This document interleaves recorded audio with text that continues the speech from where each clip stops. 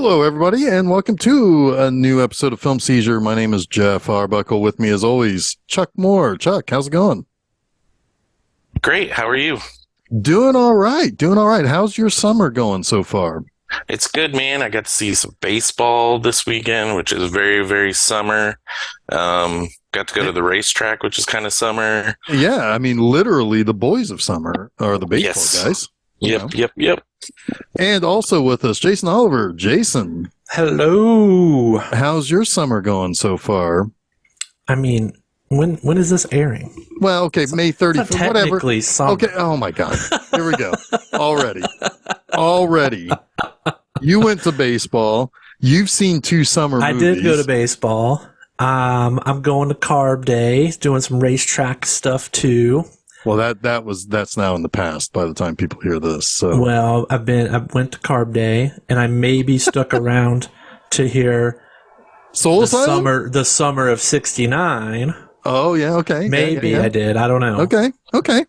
Well, we are talking about summer movies. Now, to be clear, this is the movies released during the summer, your typical blockbuster type season. Not necessarily summertime movies, although, to also be fair, there's a lot of summery feeling movies that get released during this time too. Like, you know, they don't release beach movies in December in the old days, you know. So Right. yeah, like there was that one. What was the one in the 80s? Back to the Beach or whatever. I'm pretty sure that was a summer release. I saw At that least in the the spring. drive-in. Yeah, there you go. It's not a bad little movie. It's cool. Yeah, I remember being fun. I remember Pee Wee Herman was in it, and Big Yes. Yep. Bird is the word.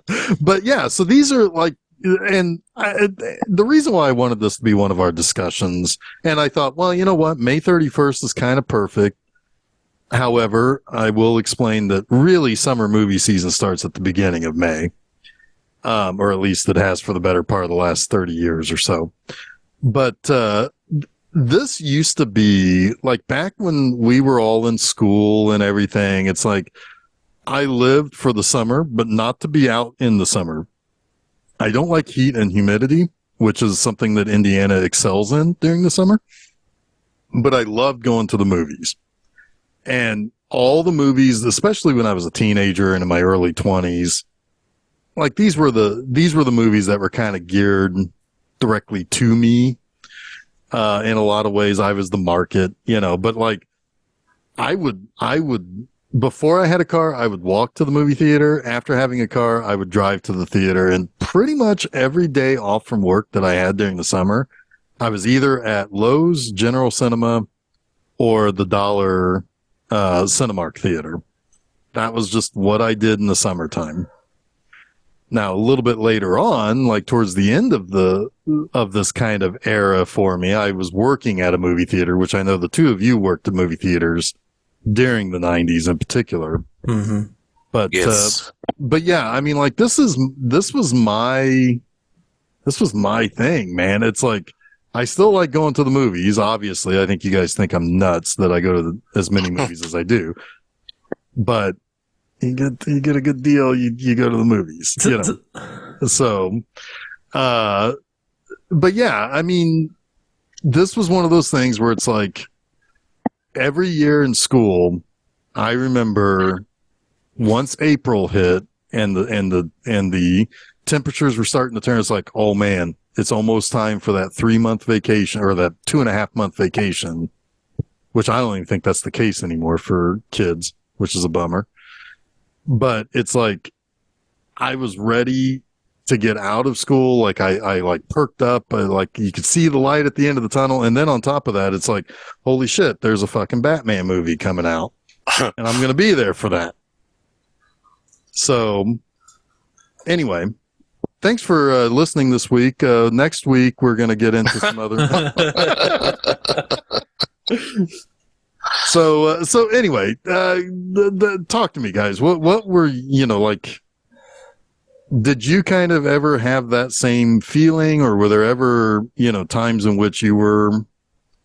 Mine are probably more on either end of yours. Like when I was the age that you were going to the theater a lot, I didn't want to go to the theater a lot. But when I was a kid, like, 8 to 15, 8 to 16, like when Ghostbusters and Gremlins came out, I had to fight with my brothers about which one we were going to see. And of course they won, and we went and saw Ghostbusters, and I loved it. But yeah, it was all, for me, summer movies kind of is all about our family going to the movies when I was a kid. And somewhat now we don't go to the theaters as much as I'd like kids I don't know about all kids, but my kids are like, if we can watch it at home, why are we going someplace? And then occasionally they'll be like, oh, the Five Nights at Freddy's movie is coming out, we want to go to the theater for that. Or my Brinley is like, Scream 6, we got to go to the theater for that. Like, it's very select almost these days with them. So yeah, those are not to say I didn't go to the theater when I was a teen, but yeah, it was much more earlier and then later. Yeah, so like for me, I'm a little bit younger than you guys. I saw some big things in the theater when I was real little, but I mean, when Ghostbusters was in the theater, I was 5, right? Mm-hmm. Right. I mean, I saw it. I don't think I saw Gremlins in the theater. I saw Back to the Future in the theater. That was 85, I think. I didn't see an Indiana Jones movie in the theater, I don't think, until Last Crusade. Interesting. Which that was a Memorial Day release in '89, because I definitely remember going to that. So for me, like, the summer movie wasn't really a big thing. Like, I saw the big stuff. The first one I probably saw was E.T. I would have been like 3, but I remember seeing that in a theater. I think I saw it on a re-release, actually. So it might have been a little later when I saw it. Still a summer movie, though. I saw Jedi. That was the first Star Wars movie I saw in the theater. But really, like, for me, I think when the summer movie really became a thing in my mind was Batman. Yeah. Like, yeah, that summer of like 89 was like, I was 10 and Batman was fucking everywhere. And it was like, it felt like every year after Batman, there was that tentpole, like, mass marketed, summer movie. Right? Yeah, I mean, really, honestly, I mean, you can go. I mean, like, there every year in the '80s, like, because I think Top Gun was a summer movie. Mm-hmm, it was. And it's like I remember going, like, I've told the story when we did the episode on. I don't remember seeing Top Gun shirts though until later. Oh no! It was like, I remember them selling T-shirts with the Batman, the Batman 89 logo before the movie even came out, right? Yeah, I mean, like, there were this trading huge cards, marketing blitz pre-movie. Yeah, I mean, that was all following, Star Wars, really. Yeah. I mean, like, there were like, Top Gun was considered an adult movie. It wasn't really marketed to kids. Like, nowadays, I mean, I would say that there were younger people, at least young teens, in the showing of Maverick that I went to.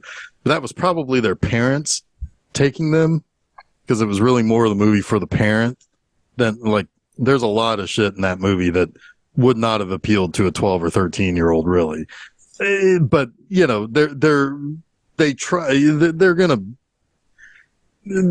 were kids there, but not like Top Gun was one that, like, I saw on cable or rented or something when I was a kid. But yeah, I mean, like, of course. But again, like, my summer movie, like, it entered my brain. Like, I was mentally cognizant of it starting around like 88, 89. And it was a big deal for me probably through Phantom Menace. Yeah, Phantom Menace was probably the last, like, big summer movie I was, like, really excited for, like, a kid, right? Sure. And then after that, there were movies, sure, that I wanted to go see, but at that point in time, it's kind of like, I'm in my 20s, I'm working. Summers don't have the same meaning anymore. Right. Yeah. No, that's an excellent point too, because it's like once I was out of high school, it wasn't quite the same, but then there was still, like from 95 until, maybe 2005 or so, like during that time when I was working at a video store and then a movie theater, like I was trying to kind of hang on to some of that excitement. Wasn't quite the same, at least once once getting into the 2000s, it didn't really have the same kind of feel. But you're right. I mentioned this back, when we did this episode years ago now, but like I definitely remember, that August afternoon as a 9-year-old kid walking to a theater to go see the Transformers movie by myself, shocked that I was hearing, Spike say shit, or whatever. It was like, there was stuff like that was like, like as a 9-year-old, it was kind of titillating a little bit. But like now, granted, we come from an era where it's like, oh yeah, the 9-year-old or 10-year-old kid is walking to the mall a mile away to go see a movie by himself. But, it's like, I remember that, but I didn't, you're right. It was 89 where it really felt like, cause like that was a summer where there was an Indiana Jones movie. There was Batman. There was a Ghostbusters movie. There was a Star Trek movie.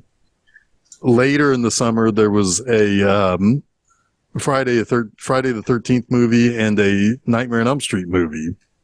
It's like, it was the summer where all of those kind of sequels and those IPs kind of began to rule the roost a little bit. Mm-hmm. Which of course nowadays, it's like almost every major movie that's due out this summer is a sequel or a continuation of an IP or something like that. Yep. And this is where all the studios got to make their money.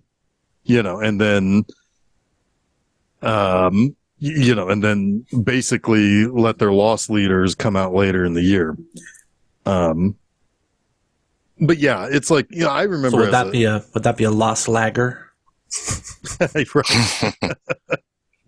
I guess. Yeah.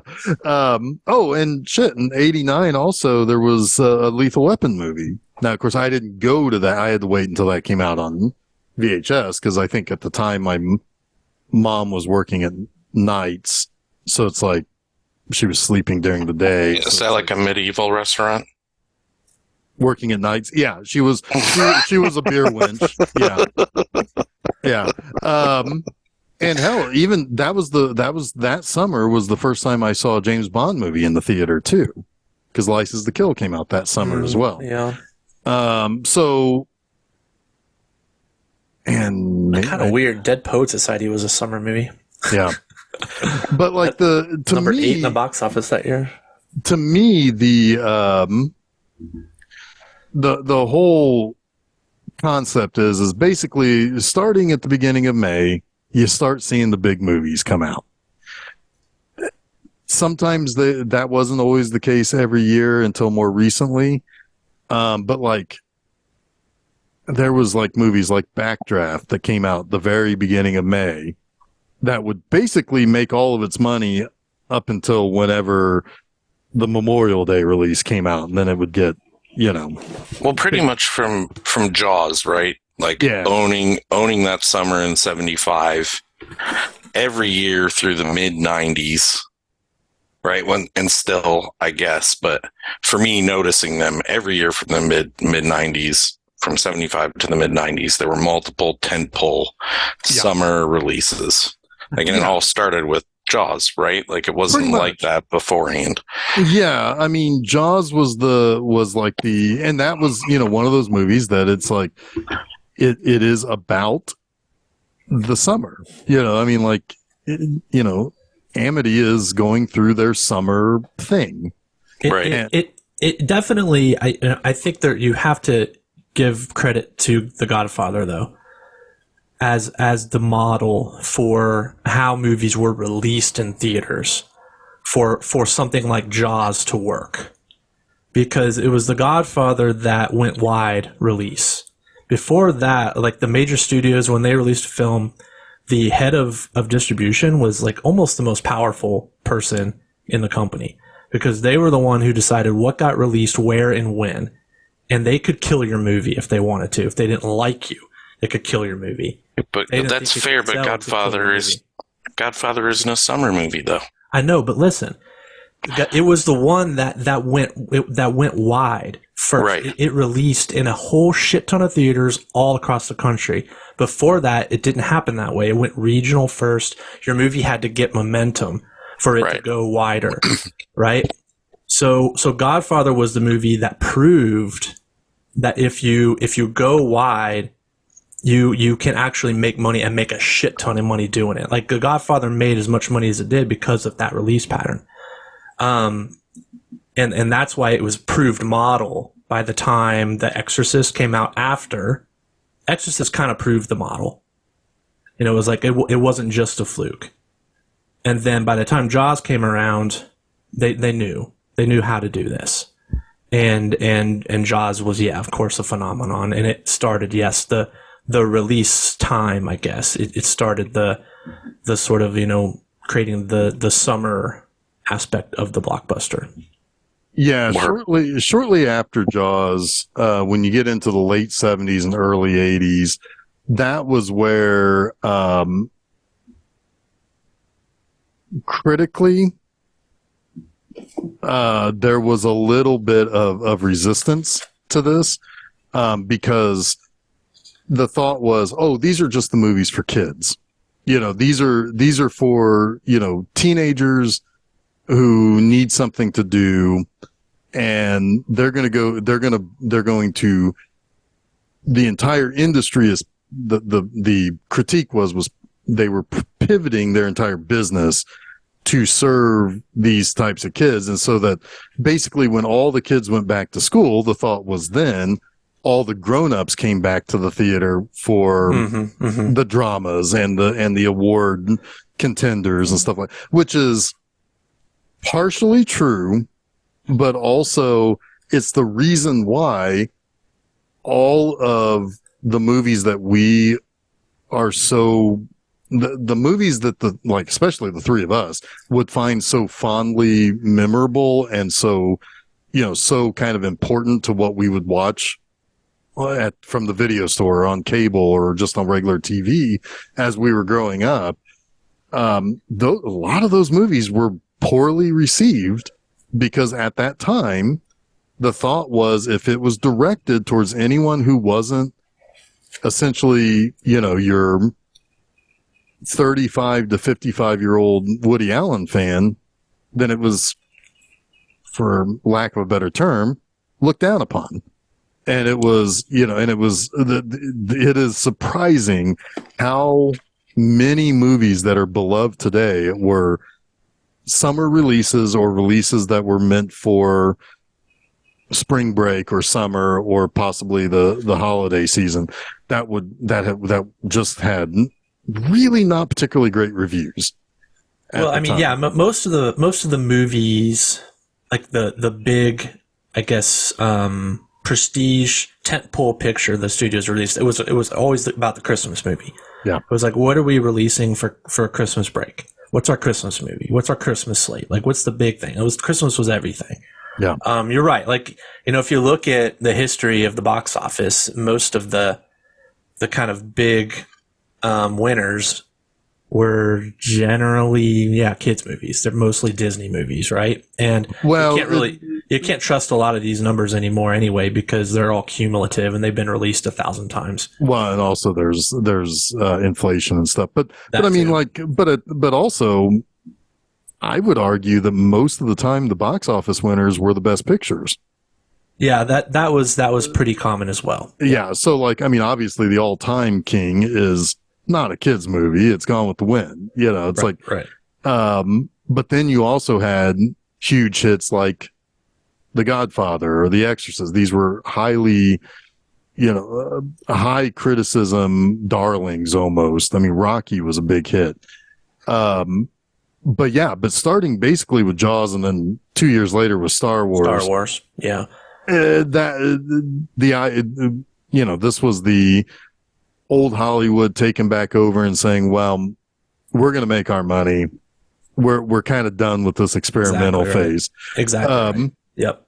And then starting basically right around 80 or so, the model had completely changed for the release. It's interesting because it is true. It's even like the old studio heads, like even the old Hollywood still cared about like meaningful pictures. Even the Charlie Bluehorns of the world were like, they liked to collect auteurs during the New Hollywood phase, right? They were. Who is that? He was the head of Paramount. Okay. Yeah, come on, Jeff. Even I know that. He owned Gulf and Western. Okay. It wasn't. Yes, you're right. It wasn't then until Jaws and Star Wars where outside people realized, holy hell, there's a ton of money that can be made in pictures that a lot of the current people in place weren't really actually sure exactly how to leverage. And that's when it really changed. Yeah. There was the experimental New Hollywood was over as quickly as it began. Yeah. And, and so, but like, again, like the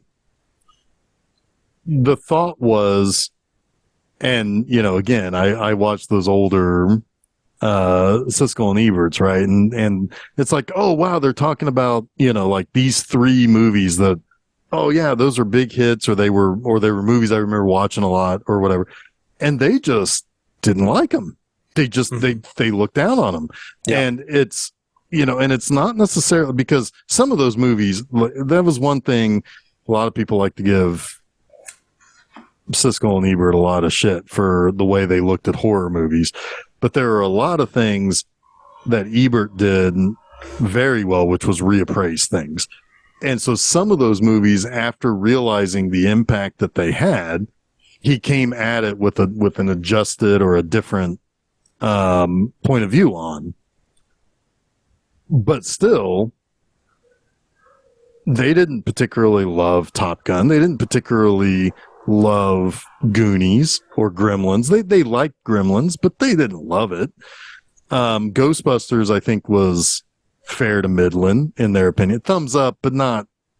I mean, but they were stuck in that old. They came from the older era where it's like these are just money grabs, and anybody who has the unique and brave opinion that they don't like Marvel movies, they're just the new version of that. They just look at it as, oh, it's just money grab, well, it's an extension too. I mean, there's a reason Martin Scorsese has the opinion of those movies that he does. He came from the New Hollywood school. Yeah. And he saw those movies, even some of them made by his contemporaries, that in his view were detrimental to American cinema as a whole. Sure. And it's it's just as valid as opinion. I think the danger is when you generalize, right? When you say that those movies can't have value, right? Because some of them do. A great many of them do. And they have a place and a purpose. And we could talk all day about, the reasons that theaters are failing, and big blockbuster movies are not the reason. No, they're the ones who keep them. There's a whole, swath of reasons, well beyond the quality of the pictures that are being made. Right. Oh yeah. I mean, if nothing else, I mean, we were in a relatively crowded theater for Fast X. And 2 weeks on, it's still crowded for Guardians of the Galaxy 3. It's like those tent poles are keeping people coming to the theater. The problem is that there's a balance of what's going to keep people coming to the theater versus, like why they would come to the theater. And yeah, it's Chuck, this kind of brings in your kid's perspective, which is, I think, perfectly valid for me not to necessarily want to go see a small drama on, in a theater, as opposed to something that feels like I need to go see it. Like, unless I need to go see it, I can wait for it. Absolutely. There needs to be some spectacle, right? Whatever the spectacle is, like right. Giant explosions or big car chases or anything big that you feel like you would lose something if it's too small and on your wall. Like I went, The Dark Knight Rises, for example, is a summer movie. And I would have been absolutely upset. And this is an era where I wasn't going to the movies because I had young children, and this would be a movie I wouldn't take them to. But I was like, I must see this movie in the theater. And I had to, right? Because of the spectacle. But it wasn't as great a movie as I'd hoped, but it was still in the theater, and it was fun to watch. Yeah, in the theater. I mean, exactly. Like I can, I could sit here and say, once upon a time when I would be paying for every single ticket, I was invested in hoping to like the movie that I was going to see, right? Right. Let's be honest, I've been disappointed at times. It's like Batman and Robin. That's a disappointment. Godzilla. That's a disappointment. But at the same time, I never felt bad going because I was at least invested enough to where I didn't want somebody else to tell me, oh, you're not going to like this movie. And then when I finally get to see it later, I'm now resisting it. Like I wanted to go and see it for myself. And if I didn't like it, so be it. But there was a time too back then, like I think 80s, 90s and summer movies, because the cost was so low. You didn't have to be discerning. Like any little thing could make you want to go see a movie, and you could leave it and be like, well, I wish I didn't go see that. I mean, I remember back in the days of every showing before like 5:30 or something was the matinee price every day. $4. Not the case. It was like four and a quarter, $4.75, whatever it was. It's not like that anymore, which I think sucks. I remember matinee as low as $3.50. I think it was, yeah, I remember, I think something like that too. Yeah. And of course, there was also the second run theaters like, those were 50 cents on 50 some cent days. Tuesdays. Yeah. The 50 cent Tuesdays and $1 otherwise. And when they raised it to $1.50, nobody like worried. It's like Man, I saw so many movies in second run starting in like maybe 96 through 99. Yeah. I saw so many things in second run because not everything made it to my theater that I worked at with the 2 years or whatever that I worked at a theater. Some stuff you just didn't give a shit about. But then when it popped up and you're looking for something to do on a Thursday night, for $1, why not pay $1 and go see Extreme Measures with Michael Keaton, or see Super Cop for the second time. Absolutely right. Yeah, and that's I mean, it's one of those. It's like I remember going to see. I think I went to that Cinemark. This would have been early summer, maybe 1990. I think is when it opened. But like I remember going to that Cinemark with my brother to see Tales from the Dark Side, the movie. Yes. Second run. Nice. And thinking it's like, you're only paying $1 to get in here? This is kind of a nice little theater. Because it was, of course, it was also brand new. And it's like, oh my God, you can get a giant pickle? I want a giant pickle. By the late 90s, they still hadn't mopped. And the floors were pretty sticky, but it was still a pretty decent little theater. I mean, no one was complaining for $1, Nobody complains for $1. Nope. Yeah. I mean, you can even accept the couple that's making out across the aisle from you. It's like whatever. It's There was a buck. always that. There was always that. It was like good job, guys. Yeah, It's like give them the thumbs up and just watch your movie. And do you remember Front Row Joe? That was their cartoon cat guy. Yeah, Front Row Joe. Yep. Cinemark's still around, right? Yeah, but they're not a second run theater anymore. I thought they still have a second run. No. Well, they do, but it's not quite the same. It's the one at the same place there at the Greenwood Corners. It's a little bit less, but it's not a full second run like it used to be. Mm-hmm. Yeah. Weird. I know we went and saw like Rango. Excuse me, with the kids there, and it was still like $1. That would have been amazing if you accidentally walked into Django with your kids. Kids. We try to teach our children everything through movies, so history lesson. Yeah. Well, Rango would probably also fit the bill, right? That was pretty historically accurate.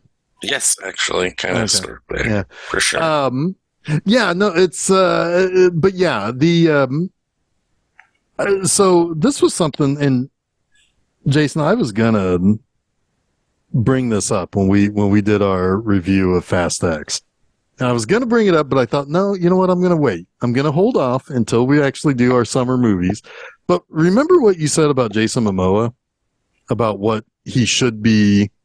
There should be something that he can be recognized for. Yeah. Something that's not like a MTV, People's Choice Award or whatever. Well, I did that personally. Myself, I always had a summer Oscars sort of thing. Nice. And so like what I would do, and I started like in 91 because like I think I ended up seeing like 20 movies or something between May and August or something.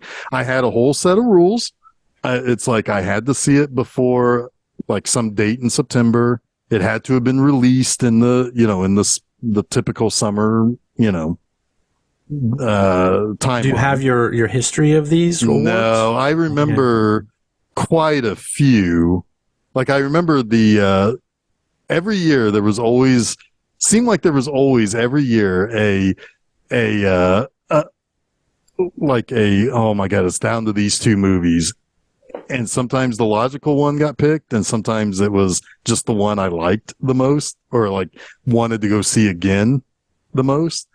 Like in 91, it was Backdraft, even though Terminator 2 was the one that was like right there, Oh man, I saw Terminator 2 several times. Well, I saw it a couple of times, I think, but like that was harder. Both of them were R-rated, but Backdraft was one that I saw at the Cinemark. It's like I didn't see it because it came out right at the start, so I was still in school. I don't think I saw Backdraft until it was on video. I was so confused about Lloyd Bridges being like a serious actor the first time I saw Backdraft, which is not weird considering what he was doing like the years leading up to that movie. Well, right. I mean, he also kind of started as a somewhat serious actor. Well, I know that, but I didn't know that stuff. Is what I'm saying. You know him from what you knew him from. Yeah, yes. Naked Gun. Was Naked Gun? Hot Shots Part 2, Airplane. Airplane, yeah. Or Hot Shots, excuse me.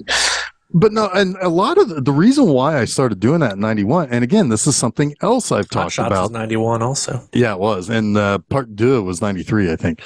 But this was something else that I know I brought up before on the show. That was during, I was especially keyed in, like after 89 with like all of those movies I talked about, all those sequels that came out, plus UHF, all those sequels plus UHF. I got especially keyed in and tuned into it in 91 because MTV did that little summer movie special thing. And I cannot remember the guy. He was the guy from Premiere Magazine that used to do all of their movie stuff. And he would do like interviews. And that was a regularly running thing on MTV. Whenever there was like a relatively big movie, he would go and do the interview. What was that guy? I don't remember that guy. It's not Kurt Loder. It was that was the first name that came to my head was Kurt Loder too. It's not Kurt Loder. No, But it was the other guy who was always around. Like Kurt Loder and this guy were always around back then. Chris something. It was Chris something. Yes. I'll figure it out. Yeah, you're going to it. But anyway, 92 was probably like the big year for me though. That's when I turned 13. And I didn't have any problem getting into PG-13 movies, right? I could get into some when I was 12. I could get it, but no, I mean, they were kind of strict. And also, like, that was the summer where the kind of, like, I had no restrictions. Yeah. Like, going wherever I wanted. Well, this was back before I turned 18, particularly in the first part of the 90s. Yeah, I remember going to Lowe's, that outside box office. My mom would walk up there, buy my ticket, hand it to me, and that was it. Didn't matter what the rating was. Obviously, it mattered if it was like NC-17 or something. But yeah, I had that extra level of I'm seeing something naughty because my parents don't want me to see it. Sure, but I'm going to anyway. Right. But like that 91, because of that MTV special, that like keyed me in extra. And there were some years, like 92 and 94, it seemed like always like the even numbered years were always a little bit of a down year for me until 98. 98 I saw a lot of movies in 98. Chuck, did you find out who it was? I think it's Chris Connolly, but I'm confirming. Yep, that's it. Chris Connolly. Yeah. Yep, that's it. But yeah, he was like the first editor-in-chief of Premiere Magazine or something, and he also worked for, but yeah, 92, I can tell you, 92 came down. That was another close call year between The Fugitive and the one I picked, which was Far and Away. Yeah. Was it Far and Away the winner, or was it close? No, it was close. It was close. It was a sliver. It was just a sliver. I'm sorry, I only have bad jokes. No, I'm sorry. No, 93 was The Fugitive. Never mind. 92, I did go to Far and Away. But see, that also is the thing that it's like, I also used to, like, I was younger, but I was trying to think about movies in a much more grown up way. And I realized it's not that great of a, I mean, it's like, it's a good movie, but it's not that, I mean, it was not the best movie I saw that year. It was not the best movie I saw, Backdraft was not the movie that's as memorable to me now as Terminator 2 or Naked Gun 2. Backdraft was emotional though. That's what I was going to mention. And it had a great cast too. It did. I was going to mention this earlier when you talked about Transformers, because that was like, I'm going to do it. Sorry, a transformative movie for me because your hero died. My hero died. Yeah. And I realized it was okay to be like emotionally invested in like a movie. Were you, now this is a question that some people can't answer the way they should. Were you okay with it being passed to another character, to another lead? So I can't recall. You'll have to refresh my memory. That didn't happen until the next season of Transformers, right? Well, I mean, at the very end of the movie, that's when Rodimus, but Hot Rod was the lead character. I mean, right, it was his arc, I was mad, but I came to terms with it. Okay, yeah. I mean, that's fair. Rodimus was cool. We were 9 years old, man. We can't, it's like we can't help being mad about what happened, right? But we can, pull up our britches and not, and accept that things change. Yeah, he was never Optimus Prime, but he was about a half an inch short of filling his shoes, but he was still awesome. Yeah. Yeah. I was just glad that my favorite the summer of 92, they re-released Blade Runner. That was the director's cut. That was the Blade Runner. Cut. Yeah. And I saw that in the theater, and I think that was probably the first time I ever had a concept of, the director's movie doesn't always make it to the screen, right? Like I didn't understand what a director's cut was when that came out. Well, I think, and I remember I had seen Blade Runner on TV, and I was very familiar with it on TV, and I was a big fan of it. So when it was re-released, and it was this director's cut, I went to see it, and it was almost a totally different movie. Well, not a totally different movie, but a very different movie. I was confused, but it, like, a lot of like gears started clicking in my brain that summer. Go ahead, Chuck. I was just gonna say, at that age, like at that time when I saw director's cut, I didn't have the respect for directors that I do now. So it's probably like, someone did this for a reason. I don't need to see that shit. Well, that was the first year that That's funny. that movie was the It's first like, what movie. is this pretentious fuck? Yeah, who is this fucking Thinks guy? he gets to re-release the movie as his version.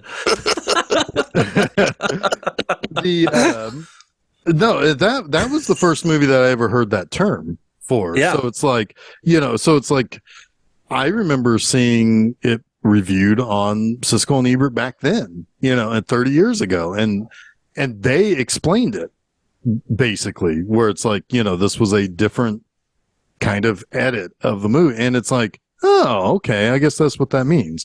And then that was honestly, that was the movie that popularized the whole concept to the wider audience. It makes sense, yeah. Because then what ended up happening in the 90s? Well, two things. One, director's cuts, and two, unrated versions for VHS release. That's what I wanted. I wanted the unrated versions. Oh yeah, when you I always was want the unrated version because you might get to see an extra boob or something. Yep. Or any boob. Which is They funny. totally utilize that, like that banner of unrated, to make you think you were going to get something you shouldn't see. But it really wasn't always the case. Another example of a summer movie that I went and saw, but also an instance of of that exact thing. And this is something else we talked about way back in the early days of Film Seizure. Lord of Illusions. It was released, R-rated, went and saw it in the theater. Thought, that's all right. That's kind of an interesting flick. I'm digging it. This is the guy from Quantum Leap, so it's fine. And it's the guy who made, Yeah, I've heard of this Hellraiser. Clive I know Barker these. guy. I know these people. Who's this fucking guy? That's what I would have said. Fucking guy. But then Thinks he can release a director's cut. Clive but Barker, Lord of Illusions. Like, who does he think he is? But then Pay for this movie. when it came out on video, like in the spring, it was like unrated cut, and I'm like, ooh, and it's like, ooh, it's a little bit longer or whatever. But at the end, there was no real difference in the. We just talked about this with Megan, right? Like, I don't know where we talked about this, maybe in chat or something. Or because I said there was one thing I said, which was, did you see the extra blood? It was the ear getting torn off, right? Or something stupid. It was the elevator kill. Oh, yeah. And No, the ear getting torn off or something. it was like a bucket of blood. Whereas in the theater, it was just like a little bit of a squirt. Like, come on. Yeah, it's like that it's a marketing plug. Of course, we know that now. And sometimes director's cut is a marketing thing, where it's like, oh, well, we can release two versions of this to make people want to buy that DVD a little bit more or whatever, they rarely release these things side by side, but like you get a 2-disc version of something, or with like Blade Runner, a 57-disc version of, 59 different cuts of the movie, and you want that fucking briefcase that came in, Right. But, I remember quite a few, and I remember that there were times where it's like I would bend the rules a little bit for like some movies that maybe got released in April, or I didn't get to see it until a little bit later or something. But yeah, no. So Jason, I did the thing that you said that, and I agree. It should be a thing. It should be a thing that there are mid-level awards handed out. Maybe it should be a Film Seizure thing. Yeah, Film Seizure Awards. Maybe the Film Seizure Summer Movie Awards. Oh, it could probably do something like that. That's got a nice buzz to it. Do you want? I mean, are we all going to chip in here, or I think. Or are you just saying, Jeff, you go for it? I think I can give out some awards. Yeah. Okay. we can do our nominations and do our. Well, I tell you right now, that it's going to be hard to top Jason Momoa in Best Supporting Actor. I mean, Well, that didn't come out in the summer, did it? Oh yeah, no. I mean, the rules were first week of. To me, the rules were first week of May to the last week of August. Yeah, I forgot what month we were in actually. that makes sense. Yeah. I mean, yeah, give it a little leeway. It's like you start it before Memorial Day, cut it off right before Labor Day. Well, because I'll give Fast X the best Probably movie go I through didn't Labor see. Day. Okay, all right. Well, I think there's a little bit of a problem for the Best Picture between Jason and I right now. So I think there's a little friction between what we would pick as best. Oh, if your pick right now is Guardians, it's it is. It's way down on my list already this summer. You haven't seen it yet, though, have you? I saw it. Oh, you did see it? Yep. Nice. Nice. But anyway, no, I mean, we could probably do something like that and give out those mid-level awards. That would be all right. I mean, you guys are going to have to go see some more movies. I'll see everything eventually in time to do it in September. Okay. I'll see everything by then. I mean, with like the way things are released now on streaming. Sure.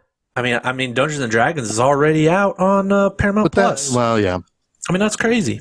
Yeah. Well, so yeah, I'll be caught up.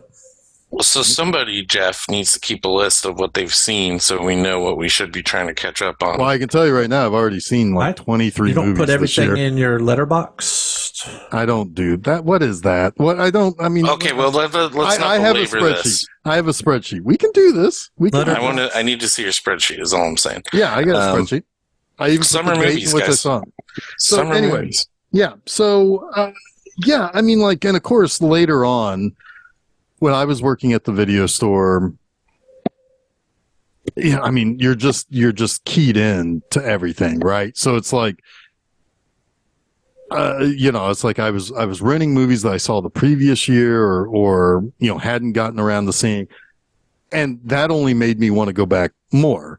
I'm the type of person that once I get in, I want more of that, so it's like, that's why, and this is not a plug. We're not sponsored by them or anything. The $20 a month for the A-list. Yeah, God damn, I could skip whole months now. Like if I got into like a horrible skiing accident and I was like laid up for like 3 months, I've already paid for, it's like I have ways to reference both Gwyneth Paltrow and Nicole Kidman in jokes right now. But I'll let you both fill in the blanks, and our listeners. I know Gwyneth Paltrow, but go ahead. She lost half a day of skiing. Yeah. Oh yeah. Okay. Well, yeah. AMC hire me to be your next. I can say stuff. Nicole Kidman's got that go see movies in the theater commercial for AMC. Right. Oh, I've seen that too. Yeah. Oh, it's been running for like 2.5 years. I mean, one of these days we're going to just launch right into the movie and we're all going to be sad that that our last chance for a bathroom break is gone. Yeah. If you haven't seen Nicole yet, you're good. Yeah. Right. Yeah. You've still got at least 2 minutes.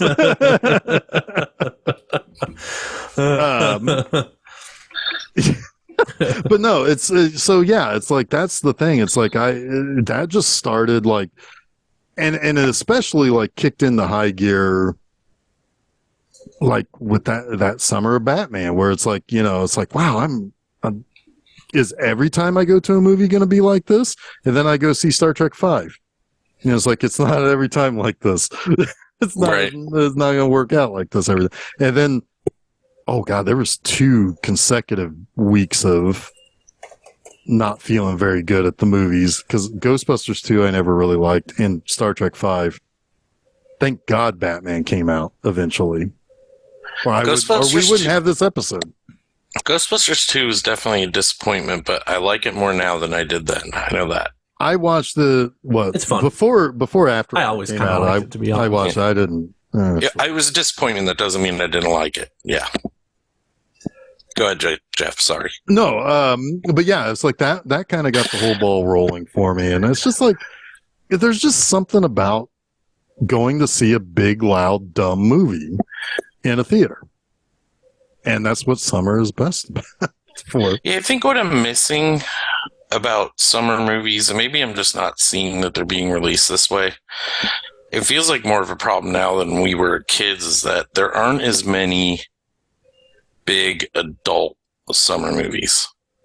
Oh, yeah, like the R-rated Terminator 2. There's no aliens. There's no, like... This is true. The movie I want to see on the big screen is no longer being released in the summer, and sometimes I don't even know that they're being made as much anymore. I don't pay attention to that stuff, but John Wick is a good example of that. Still, those are very, very R-rated. Yeah, but at the same time, though, it's hard to release that against a movie that the kids want to go see. Well, and it's also hard to release the first one. Right. Because you have to come in at a certain budget. It has to then prove itself as a franchise if you're going to make more. So there is a lot of risk with the R-rated movie. It is, because you're immediately limiting your dollars. Yep. I think that does refine movies well, though. A lot of the times, this isn't really a summer movie conversation, but John Wick, which I haven't seen, and there's probably a million movies like it. Like, if you're not given a budget and you have to come in under budget to get your movie even released, you have to make hard choices, which sometimes are probably good choices, right? Mm-hmm. And you release a movie that can succeed at, like, that kind of level. Well, what makes it kind of fun is you can make a bigger movie with everyone you make, right? So it gives it this scale. Right. That you can beat with every movie. The technology has gotten better. Your ability has gotten better as a filmmaker, and you have more money to spend, so you can visually top yourself. That's the problem with a lot of these Marvel movies, is there isn't a wow factor anymore. They're very homogenous in a way. What I would give the Guardians franchise is they do have a weird factor. Like James Gunn has a voice, right? A lot of these movies don't have as big of a voice as he does, so they just feel safe, right? Right. Yeah, I give that. Yeah, I mean, I give that I give that credit. I mean, there's a really good little, I don't know, 12 or 13 minute video on Nerdist, on their YouTube channel, where they're talking about how the Marvel movies are kind of in this weird, always going for the next big thing, but also trying to close things up at the same time. So it's like this kind of weird push and pull that is like Guardians of the Galaxy 3 is very likely going to be the last Guardians movie for some time, but the characters can still go someplace. So I hope not. Is it really an ending when you know that there's a big movie coming down the way, like Infinity War and Endgame were?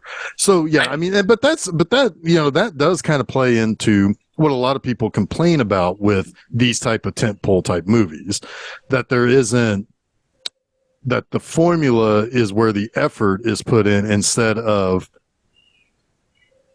it being a much more loose framework that you can play within, you know, where it's like the effort is how can I do what I want within the formula, instead of saying I'm going to do what I want and then we can massage it into that larger idea, right? It's like there needs to be a balance there, though, because if you talk about the opposite of that, it's the Star Trek sequel or Star Wars sequels 6, 7, exactly, 8, or whatever, right? Where everyone, where everyone was like, just make your Star Wars movie and kind of connect it to the last one. Yeah, I mean, well, they were literally making a trilogy where it was I know. all supposed to connect. And I mean, that was dumb. Like, that was obviously dumb. It's very clear that the best Star Wars movies nowadays are the one-offs, right? And then, of course, the shows. But yeah, I mean, the one-offs have far outshined the trilogy that they had no concept of planning for. It's like to even start shooting day one of Force Awakens and not know how the fucking thing was going to end is unbelievable hubris. Yeah. Like that is truly the epitome of just commodity filmmaking. And then a guy I think who made an actually decent movie is blamed for everything. Right. You know, yeah, right. Well, yeah, it doesn't fit, right? Right. Because if they had given that movie a place to fit, then yeah, it could have been great. There's stuff in it that was never going to be great, in my opinion. But but I said it's decent. Definitely I didn't weird. say it was great. It's decent. It was definitely weird, and it definitely is the one that people are going to remember. Yeah. Well, I can't even fucking remember what happened in the last one. Well, a lot of stuff happened. There was a jar of Snokes. Do you remember the jar of Snokes? Yeah, I snorted those fuckers. No, but what you said though, Jason, is very similar. Let's go back to summer of 1980. That was a lot of people's opinion of Empire Strikes Back until they sat on it for a little bit. And certainly after Return of the Jedi, it's like, oh, okay, that's the one. That's the best one or whatever. I mean, that should have been noticed as the best one right away, but it was for me. Well, sure, but it also for a lot of people, and this is something that you can also kind of wag the finger a little bit at critics who complain that things just do the same thing over again in sequels. When Empire Strikes Back took a different route, some critics thought it wasn't the same as Star Wars. And it's like, come on, you're doing the thing you say you don't like. It's... I was too young to really think about any of that in that light when I saw them, but I always liked Empire's best. Sure. Me too. I just naturally liked it better. That's a whole interesting thing because when Star Wars was being made, the technology to make it didn't even exist, right? Right. Like they were literally flying by, well, not literally, but kind of flying by the seat of their pants when they made that movie. And then it was a huge hit against all odds. And then with the second one, they actually kind of knew what they were doing and they had the money, but George Lucas still almost went bankrupt making Empire Strikes Back. Like, yeah, it was no sure thing. And he didn't direct it because directing Star Wars broke him. Yeah. He is not a people's director at all. Nope. And he didn't direct another movie until Episode 1. And he shouldn't have. He shouldn't have directed that movie. No. You probably shouldn't have even written it, but that's the story for another day. That was the last time I stood in line for a Star Wars movie was Episode 1, for sure. Yeah. Yeah. To buy tickets? I gave... No, we waited outside the theater to get in. Yeah, because you had to, because you didn't have assigned seats. Yeah, I remember that too. No, oh, yeah. I was with you. We were all together. Yeah. That's right. Yeah, because you, Adam, Jeff, Shannon. No, I didn't go. I didn't go at midnight. I went the next day. I went at 9 a.m. the next day. I was so dumb. Yeah, I was probably leaving my third viewing. Yeah, we watched the next morning, I think. Jeff was going in to see it. Yeah. The I saw it at midnight, 3 a.m. and 6 a.m. Yeah. And I wanted to blow my brains out after the third viewing.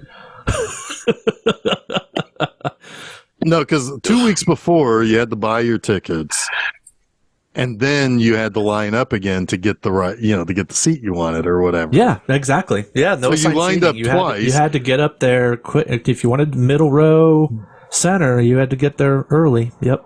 I remember coming by that Carasotes, which is now my AMC, and dropping money off to either you or Shannon or Adam, one of you, and saying it's like, Andy and I went to 9:40 in the morning. Yeah. So we got our 9:40 in the morning or whatever. Yeah, I remember we bought tickets for a lot of people. I remember Susan and someone else, maybe Stephanie or Sarah, brought us donuts in the morning, and yeah, it was insane. It was insane.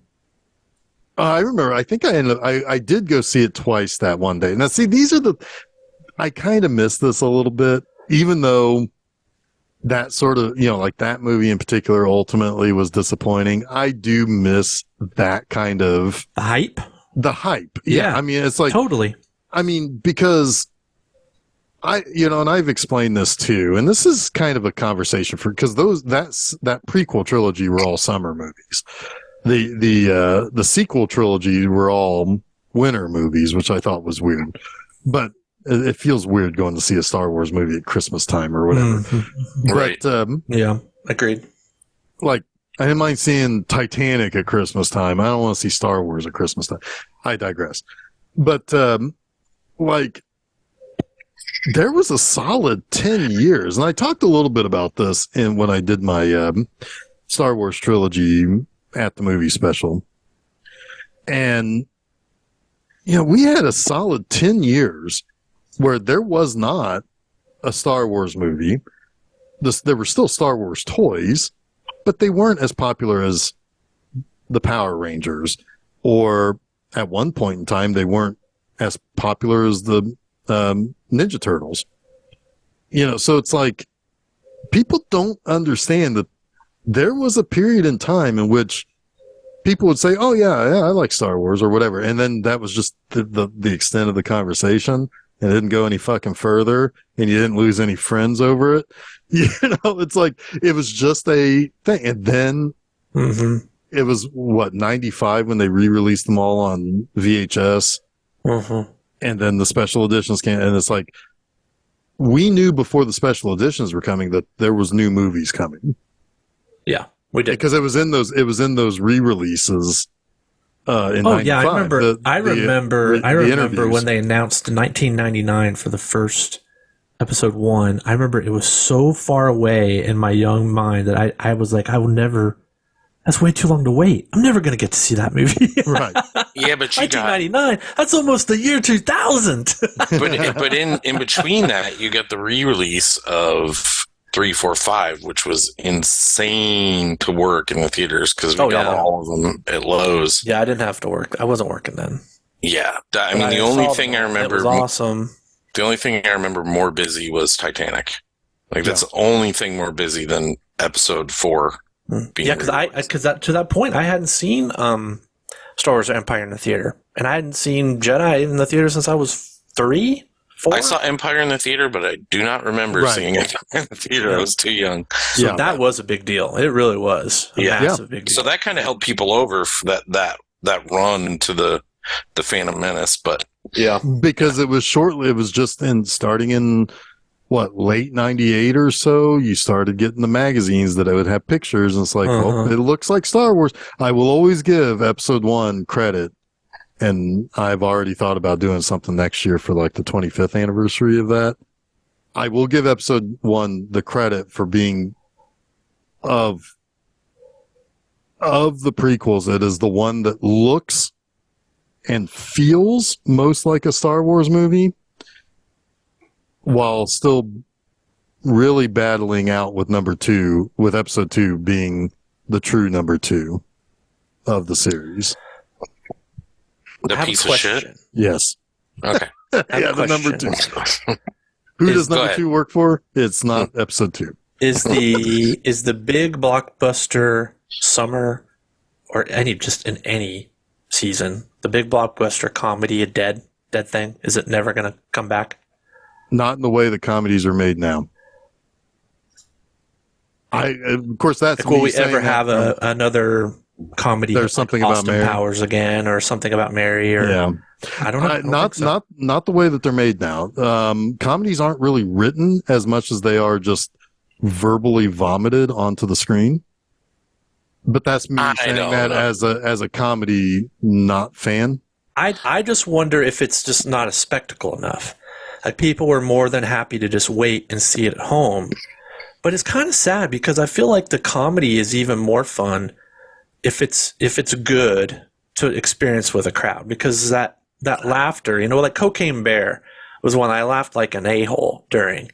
It Right. was fun to see that in the theater. It really Yeah. was. Yeah. But we probably do need another franchise like Austin Powers, which is a spectacle, Mm. to give interest. Like, something needs to strike gold, right? And then once one thing does, it's like everyone's going to emulate it, right? So we just need that thing, just like horror got revamped by Scream in '98 or whatever, like right. But what 96, whatever year it was. Sorry. What about like the Hangover? I didn't see any of those movies. None of those movies appealed to me. What is the appeal of those movies? I saw them. I saw them. I think I saw maybe the first two in the theater. I don't know about the third one. The appeal of those movies is that they're off the wall, ridiculous. To me, they're kind of like they were the last of the goofy bro comedies with like Will Ferrell and Vince Vaughn. It's Wilson, beyond all that, those though. guys were making, but it took it all to like as far as it can go with the kind of like taboo and raunchiness, right? But it also had people in it that other people wanted to see, right? Like, people wanted to go see, I can't remember any of their names now. I'm sorry. Well, I mean, Bradley Cooper, I guess, but he wasn't really a big star when the first one came out. Bradley Cooper wasn't a big star. And Zach Galifianakis isn't like a huge star. He's never been as big a star. They were funny. Will Ferrell, I guess I should say they wanted to see them because they were funny in the previews. And I had Andy from The Office. Yeah. Yeah. But yeah, they're funny movies. But I don't think that people. I think with streaming and all the services, like, I just don't think people are going to flock to see those kind of movies anymore. Not that kind. I don't think The Hangover is the thing. Like, I think like an Austin Powers type movie could bring people back. Like a spectacle comedy. A spectacle, yeah. That's what I was saying earlier. Like, something that just seems larger. I could see it than a comedy. Yeah, I think it's gotta have a. It's got a niche. A niche, yeah. I mean, I could see it.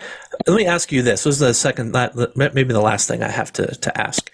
The Matrix came out March 31st, which will count as summer. It's close enough.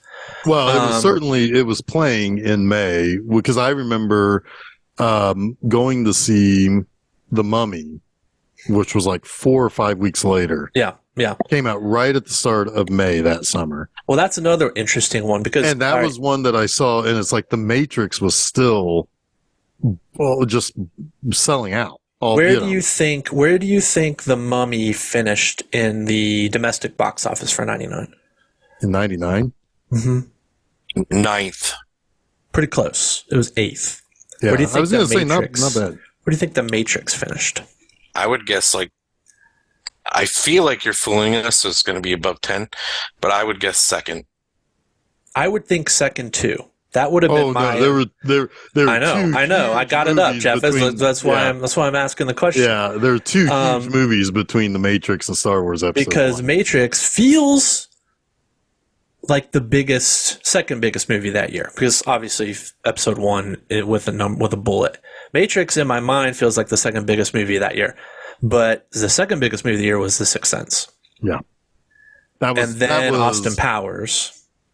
Now, see, I've got worldwide, and Austin Powers was down to 10th, but The Mummy was 6th worldwide. Why are you looking? Jason asked a question. You're not allowed to look at the answer. Well, no, I just pulled it up. I got the. What a cheater! No, that is kind of interesting though, because but anyway, Sixth Sense was must see twist stuff, like, which is surprising considering. Well, I guess it was pre-giant internet that, like, people didn't get it ruined for them. Right. Well, the same. It kicked off a whole new, like, genre of horror films, kind of like the whole thriller twist. Yeah, right? And it's like it felt Twilight Zone-y. It felt like things that people like. I mean, that's the same summer. Sixth Sense came out the same summer as Blair Witch. Yeah. That is a transformative summer for horror. It really was. I still feel like The Matrix was a bigger movie, though. Oh, totally. And because the reason I wanted to look at that then mention it is because the only movie in recent memory that I have that I felt had as much hype, at least for me, as Phantom Menace was Matrix Reloaded. Matrix Reloaded had a ton of hype, a ton of excitement, and to know that it was going to be a huge fucking disappointment. Not as big of a disappointment as what came 6 months later. Right. When you say for me, you meant like for the world and how you see it, not for yourself. I said no. I mean for myself. Like it. I would wager that most of the mass movie-going public felt the same way. There was just a lot of buzz. Like I was working in a video store then, and I mean everybody was excited about Matrix 2, right? The video game had come out in between I was at the two, theater. and that was like a huge thing. People were like that, and then that was when the internet was starting to blow up. And people were analyzing that shit on the internet, and it was hitting all the message boards. It was like, what's going to happen to Neo? Like, what's going on? You know, especially in between 2 and 3. Like 3, there was still a lot of buzz around it. I think it tapered a little bit, but there was a hope and an expectation that the third movie would bring it all home. Yeah, certainly. Let's answer all of our questions, and then they kind of didn't. I think that was a weird like convergence of a movie about the technology that also hyped it. Right? It was fast. It's a fascinating. I don't remember another movie since then that had that kind of like in the air electricity in the buzz. I mean, yeah. I could pick one for me. Maybe I could pick Dark one. Knight.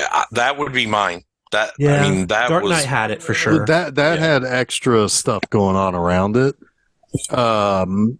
With Heath but that's Ledger part of it. That's part of the buzz. It doesn't matter for sure. Yeah. For sure. I mean, because you're right. It's like the funny thing is that you see like hype machines kick off for stuff like the Fast and Furious movies or the Marvel movies or a Star Wars movie, or even to a certain extent, there was some hype around like the subsequent, or at least the second Star Trek movie of the J.J. Abrams era, right? Yeah, that's a little bit. But like, it doesn't feel the same anymore. Like people this is one thing. I'm actually surprised when I see when it's not the Super Bowl or a Monday Night Football game on ESPN, where I see a movie preview or commercial play in the commercial breaks. Like, I'm actually surprised when I see them, because it's just like it used to be. Every commercial break, there was some sort of 15 or 30-second movie advertisement, even for movies that aren't hypey, you know. So it is different. The whole thing is different. It's and that's probably the internet doing it, you know, making that change, because you don't need to go and see, like, I mean, you don't need to know when the next Marvel movie is coming out, really. Yeah. Because you know already that, this is the schedule. There's a plan and there's a schedule. Yeah, it's all perfunctory. Right. But like the Fast and Furious movie, it's like, we knew we knew one was coming. It was just a matter of when we we're going to go see it, you know? And that was, but that's not, I don't call that the same hype. It's like, no. The hype for me was building while we were eating our Qdoba, you know? If there's any kind of, I guess, hype, it may be the avatars. Like, but the last Avatar, the hype around that just felt like, I guess it'll come out eventually, and I guess people care, and a lot of people care, but they don't seem to actually like it. It's so weird. Those movies are so strange to me, because I don't ever talk to anyone who actually likes them or likes them like they like Star Wars, but they're out there. Guys, we have an Indiana Jones coming, and rarely anyone seems excited about Nobody's really talking about it. I mean, the early reviews are out. They're pretty mixed. My expectations are low, but I'm going to see it. I mean, that's kind of like That's kind of like my expectations. Almost all blockbusters are now. Which is weird because Indiana Jones does have the kind of separation you'd like in release date to kind of build like anticipation for it. And I get it. Like Crystal Skull fucking sucked. Crystal Skull ruined any of that because I was excited for Crystal Skull quite a bit. Yeah. Quite a bit, yeah. So temper your expectations there, but I don't think we'll ever. I also we're old dudes now. It's hard to get excited about a big movie. We're on the internet too, though, so I don't see the groundswell for anything since, and I know like Matrix. The marketing machine is different. Yeah, yeah, and I remember the Matrix stuff, and I remember Dark Knight. Like I haven't seen that since. Yeah, well, yeah. Jeff was talking about that a little bit before he got back. It's sorry. Different. The advertising patterns are just different now. Yeah, right. Yeah, and a lot of it is in places we just don't go. On the internet, yeah. Plus the negativity can probably impact you a little bit when you see it everywhere. For sure, because it's always like, oh yes, blah blah blah sucks, or it's like immediate, it's an immediate argument. Yeah. It's just a stupid movie, and see it or don't, you know. Right. The problem is, and this is part of the problem of how we consume media in a couple of different ways. One, on YouTube, the secret to success on YouTube is be negative. The more negative you are, the more money you make. Yeah. Yeah. Bullshit, Jeff. I don't agree with you. You're stupid. Oh my God. Duck just got 1 million views. We just got 100 more clicks. A million. I mean, if we're getting 1 million for that, we got to do more. Yeah. Fuck you. 1 million for all of them. But no, like that. So there's that. But then there's also, once that starts to happen, that then becomes, you're invested now to continue to do that. And so at that point, those creators are now monetarily invested to just say shitty things, even if they like something. But as viewers are concerned, the reason why they fall for this is that multiple reasons. One, the first thing is, do they have any kind of impotent anger towards anything? Are they white middle-class dudes that don't have any place to go? Number two, then they want that confirmation bias. And that's the problem, is that, and so it becomes a difficult thing for anybody to do anything with, because it's like, well, it all bears out that people don't really necessarily want to hear anybody talk positively about things. Some people do, but not nearly in the number that people want to hear somebody just be a joker about shit. It's just weird because this is kind of off topic, but a band like Vampire Weekend, they got huge over a weekend because people were talking about them, and it just like exploded. Their first album just exploded, right? But back in the day, movies didn't have this kind of how do you talk? Like, people didn't have information, right? You didn't have information, so if you wanted to have an opinion, you needed to go see the damn thing. Well, now it's called legs. Movies had legs back then. Yes, they had legs, and like word of mouth was like word of mouth didn't reach as far. Like, one person's word of mouth didn't mean as much. So if somebody said a negative thing, it didn't spread like wildfire, right? Exactly. So nowadays people are looking to, like, I know you watched Siskel and Ebert. I watched them too. I watched Ebert and Roper, whatever. I wanted to know what they thought, but I didn't form an opinion on that. And I think everyone like forms opinions on stuff now before they even see shit. This is a totally different discussion than what we're trying to have, but I think it impacts just everything movie related these days. Well, and these types of things are going to be are kind of a groundswell right now when these types of movies come out. Like, when these tent poles come out, this is the type of stuff that ends up happening. So, yeah. What do you guys think? This is a weird question, and I know we're probably up against it now. But do you think theater or film studios should now control the narrative around their film? Like, not let people review them, just show trailers, try not to get any leaks. No, the problem. No, there's no way to stop it because the negativity starts with pictures from the set. So, yeah, but that's okay because nobody's seen it. We know nobody has seen it. No, but it doesn't matter. Brie Larson goes and gets a coffee. She's a bitch for getting a coffee. Well, of course that's going to impact it. I get that. I'm talking about the movie, just the movie in general. Like control the narrative. Right? Go ahead, Jason. Well, the problem with that is it's that has become the signaling that your movie sucks. Right. True, but can it change? Is I guess what I'm asking. Conceivably it could, but that is kind of the big indicator now that this movie is bad. They're not letting anybody see it. Yeah.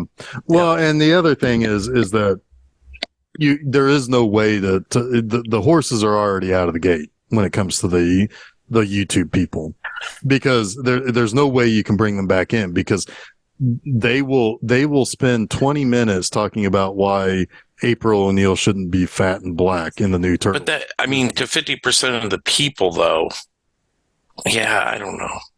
Well, here's the thing, though. It's like Blair Witch had mystery, and it was huge. Go ahead, Jason. Right. There is a very specific target number. Like, this stuff is like crunched down to the penny, right? Because of budget and all that. They know exactly what they need to get on the first weekend to see what the patterns are going to be to get their money back. They know very quickly, and the first weekend, if it's going to work or not. And to that point, maybe if if a studio just said, you know what, we're not letting anybody see any of our movies, and let them all be released, without any critic or any early viewings, maybe I don't know. You're getting weird stuff with like test screenings. Shit always leaks, but then it's like, okay, based on that information, after the first weekend, they know, okay, when can we put this on a streamer, right? And how many subscriptions will that translate to if we do it in a streamer? I don't want to put it on a streamer because we know that when we released Dungeons and Dragons, A Fool Among Thieves on Paramount so many weeks after it made this much money that it spiked subscriptions by this much, because some people just don't go to the theater, right? Right. It's just all a science now. It's like all money men. And it's Moneyball in movies. But they almost have to be now, because with the streamers, they have to compete. So they're not just competing in the theaters; they're competing on the streaming platforms. So they got to get their shit to the streamers as quickly as possible, even if it's a VOD, so that they can compete there. I don't know what all this translates to, but the first thing I think that kind of fucked them was when they did kind of get rid of the release patterns, and they didn't stick with the theaters, right? When the quicker they started pulling movies onto streamers, everybody started doing that, and it's created this big problem now where, yeah, you could have a hit, but it might only be a hit in theaters for 3-4 weeks. Whereas like a Titanic kept fucking probably theaters in business, right? Because it was not going to hit a streamer. They didn't exist. And even on VHS, who cares?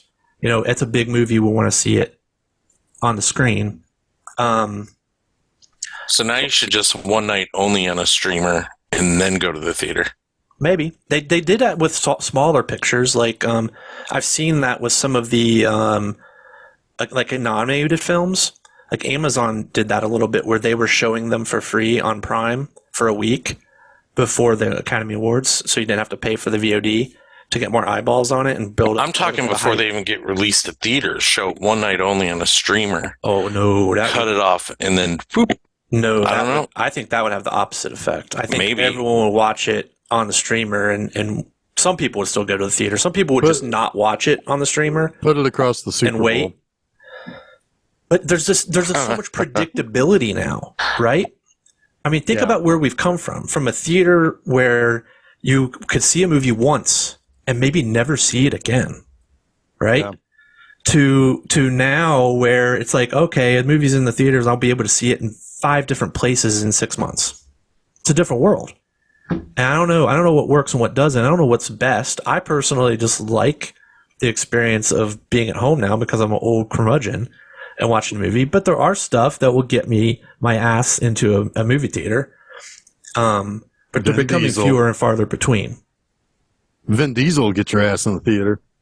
And some stuff like the stuff that gets me into the theater is the little stuff that I don't know when it's going to get a release, right?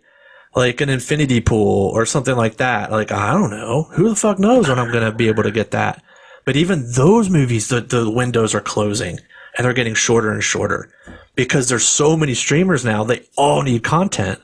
So it's like everything is going to hit some streaming platform in a matter of months almost nowadays. So I don't know. That's a rant about nothing with no conclusions, but it's kind of a summary of the state of things. The good news is there's going to be movies regardless, whether it's streamers or whether it's theaters. Like, we're still going to be able to watch movies. For sure. Hopefully it doesn't change what types of movies are made too much, that we're going towards full streamers or not as much money is made, right? I'm guessing not as much money is made. I don't even actually know. I'm just assuming. There was something someone posted on Facebook it was after the Academy Awards. Not after the Academy Awards, after the nominations were made. And it listed all the Best Picture nominations, and they posted, I've only heard of maybe 2 of these movies. Right. Right? I thought about that. I still think about that. I think about that. Yeah, that's kind of a problem.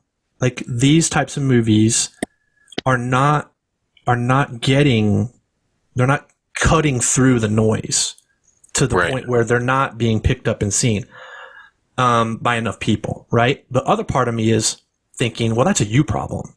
Like, if you really like cinema, you're going to see these movies. I'd seen all of them, right? Well, almost all of them at that point in time.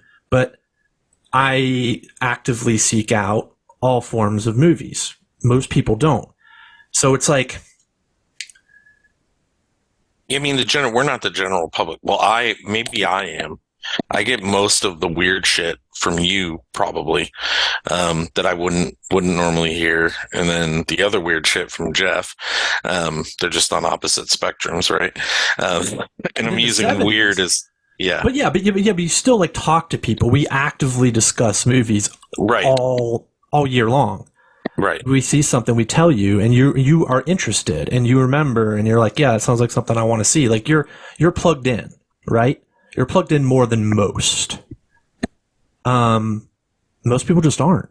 But I'm also on a podcast about movies. That's kind of like the point that the Scorseses and the De Palmas were making when Star Wars and Jaws kind of changed the landscape, when they were like, this is the death of cinema. I think the point they were trying to make is that, look, our movies will still exist. We'll still have to fight for the funding like we've always had to fight for the funding, and we'll still get to make them. And maybe some of these big films subsidize us, but the point is that they can't break through the noise. They're harder for people to see because there's no money to publicize them. There's no marketing machine. Nobody's getting excited about them, right? To the point where because they're not going to make the money that these other movies make. So yeah, they're still going to get made, but their feeling is that they're not. The world is less benefited from those types of movies because they're harder to cut through. They're harder to be seen. It's almost like recognized. It's almost like you need to, which would never happen, but like in the old days, it was like horror was the rite of passage for getting more money to make movies, right? Like, you made a horror film, people recognized for a horror film, you got money, you got to make what you really wanted to make. Nowadays, it's like you'd have to make a big tentpole movie to get the recognition, to get the money, but that's never going to fucking happen for anyone. That's where it's a sick world we live in, but that's where I start, rooting for movies like that what's that race car movie, Gran Turismo. I start rooting for movies like Gran Turismo to do well because Neil Blomkamp is making it, and it's the only job he can get. And if it that does dude had opportunities, though, right? Maybe, but if that does well, he'll probably get to make some other movie that he wants to make that is going to be something that swings for the fences. It might suck like like Chappie, but still, it could be, it could be another District 9, right? So it's like, I don't know. We have so totally gone in so many different directions on the summer movies, and but it's the summer movie is at the center of all of it. It is, and it is the, because my last real statement about it is that once upon a time back, up until about 5 or 6 years ago, the May, pretty much from Memorial Day to the end of July and Thanksgiving to Christmas Day was when the studios had to make their money, basically to fund things for 2 years later, essentially. Nowadays, though, it can't operate like that.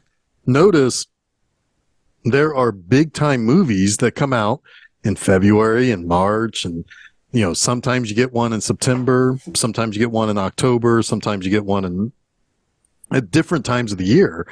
There used to be like legitimate dumping grounds where bad movies were released just to get out there, because they can't just write it off. They just want. It was usually January, right? January, September, and August was the summer movie dump off. If you go through like the 90s and look at what came out in September or in August, it's like, well, you remember all those movies and you probably even seen some of them, but a lot of those movies didn't have any support from the studios. Right. It was the die down of, whereas the beginning of May is the rev up, August was the slowdown. And so, yeah, I mean, but that's how it used, but nowadays that doesn't exist anymore.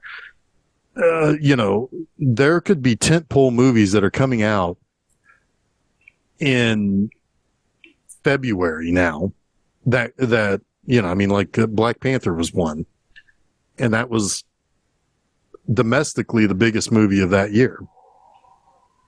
So it's like, the business has changed, but it's still holding to these really old ideas that the tent poles have to carry everything.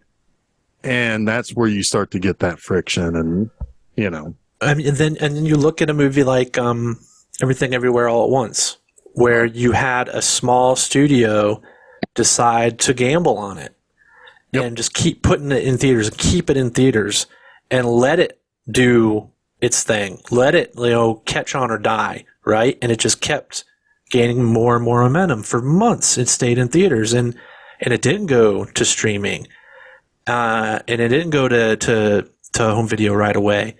And it paid off. A little movie made $100 million because of that strategy. It can happen still. It just has to be intentional. Right. And you have to give creative people a chance to let their movie have its day. There has to be equal parts of faith and gamble. Yeah. Yeah. And the tent poles aren't going to have that. It's going to have neither of those. And that's okay. That's okay. There's nothing wrong with that. I'm looking at the theaters that are the movies that are going to be in theaters on Memorial Day, like already released and upcoming, and it's like, man, this is disappointing for Memorial. Well, it's all franchises, man. Right. Well, there is that one movie that is supposedly a comedy with that one stand-up and Robert De Niro, and that looks to me like absolute garbage. And it's like, this is your Memorial Day movie? It's like, I'm surprised it's not Fast 10 or Indiana Jones. Indiana Jones used to be a Memorial Day movie. The big Memorial Day movie, I guess, is Little Mermaid, right? Yes. Yeah, I guess. But how soon before that's going to be streaming? You don't have to go. Oh, that's going to stream. That's going to stream faster than Guardians of the Galaxy. That'll depend. It doesn't have a date yet, does it? Well, no, but I mean, but I think that Little Mermaid is going to go to streaming before Guardians of the Galaxy. No, that's what I'm saying. It doesn't have a date yet. So if that weekend is huge, it may not.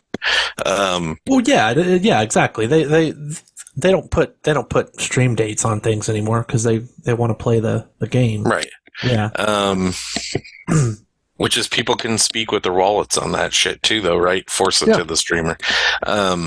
Absolutely. The last thing I want to say about this, and it's not anti-summer movie, but most of the movies I want to see these days come out in January or the latter part of the year. Summer hasn't really interested me in a long time, so I am kind of nostalgic for the old days where it was. You're a little like, nostalgic for the hype around Independence Day when you see the White House get exploded in the trailer. Yeah, or any movie that makes me want to get off my couch and miss a baseball game and watch a movie. Like now I'd much rather be like, okay, I can just schedule this when I want to. Like, and that's part of the part you guys talked about all that. Like, eventually it's going to come streaming, but I do want a movie to speak to me and say, nah, man, get your ass off your couch and come watch me. I wish there was more of that. Sure. No, and I understand that. Me personally, I just prefer to be at the theater because I'm at that point technically a captive audience. So it's like I'd rather be at the theater than I get that have too. A million things happening to me at home. But I know that's my situation is different than your guys' situation too. So, but that situation also doesn't really relate to like summer movies, tentpole, because you go to see every movie anyway, right? Sure. Like, I mean, I don't mean that negatively. I'm just saying it's not exclusive to. No, I'm not. It's like, so in a way, I'm almost oversaturated in what hype there is because I see the trailers for everything naturally, and so like. Yeah, I'm gonna go see Indiana Jones. I got the ticket already. Right. It's kind of weird for me. Like the hype machine does start now for me, but it's. I know this is gonna sound pretentious and you're Jason goofy, Oliver. Go for it. But it's Cannes. But it's Cannes. Like I'm really interested in what happens at Cannes every year because there are generally a lot of filmmakers that have new movies at Cannes that I like and that I follow. And there's usually interesting stuff coming out of there that gets me excited for the fall, right? Because that's when those movies usually start getting domestic releases as fall into the winter. So and then you also got the genre film festivals that come in the summer that are really fun to kind of follow because there's all sorts of really weird stuff from up and coming new filmmakers that are going to start hitting the streamers as well. So anyway, well, I think we have more than overstayed our welcome here. Me personally, I am a little nostalgic, and to be honest with you, some of my favorite like watching movie memories come from those summers, particularly in the 90s. Yeah. It's not watching whatever's on Showtime tonight. It was going to the movie theaters. Again, Independence Day, dumb movie, but damn, did I not have fun watching it in the theater. Sure. You did not. Wait. I didn't. There's another million views. Anyway. But no, I mean, like, yeah, I understand. I am a little nostalgic for that sort of stuff too, because I am now, partly because I am older, partly because I do go see so many things. I'm so saturated that it doesn't really, I'm only excited for the things I know I'm excited to go see. Right. Yeah. Right. Yeah. That's fair. I mean, like I'm just in a couple of days here, I'm going to see the new, Spider-Verse movie. Oh, we'll all go see that. I don't even see this listed. Well, I don't know if you will, Jason.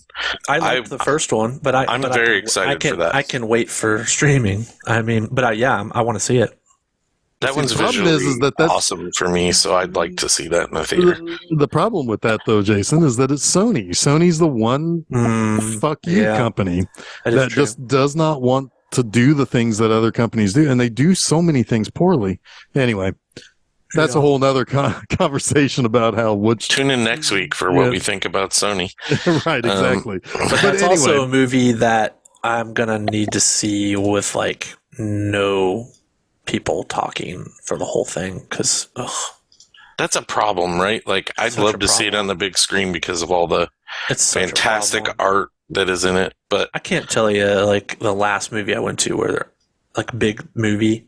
Actually, maybe John Wick. There was no one really talking during that throughout that whole thing, but there's people talking all through Guardians, people talking Fast and Furious. What I do like about your Dolby theater down by you is it's so fucking loud. It is loud. That if there is anybody talking, you can't hear them. Yep. Unless they sneak something in between like loud parts, and that's usually funny. So, yeah, that's a pretty good perk about the Dolbys. I love the Dolbys. The Dolbys. But anyway, well, you know what? Yep. Next week we go into June with a fun one. It's the first time that we've ever talked about Roger Corman on Hard this to show. believe. I mean, I've talked about Roger Corman many times, many places, but this is the first time we'll be doing it on Film Seizure proper. And This is what, like a 23-year-old movie, right? Yeah, right. Yeah. Death Race 2000, where we'll go into the future of the year 2000 to see how we were all death racing.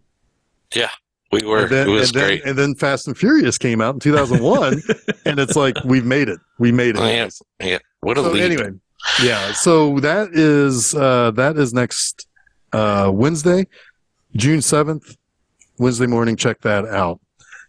Next Monday on Monster Mondays, I've got Empire of the Ants. So I got some Burt I. Gordon, H.G. Wells business there for Monster Mondays. That should be good time for all. It's a fun little monster movie. I like it personally.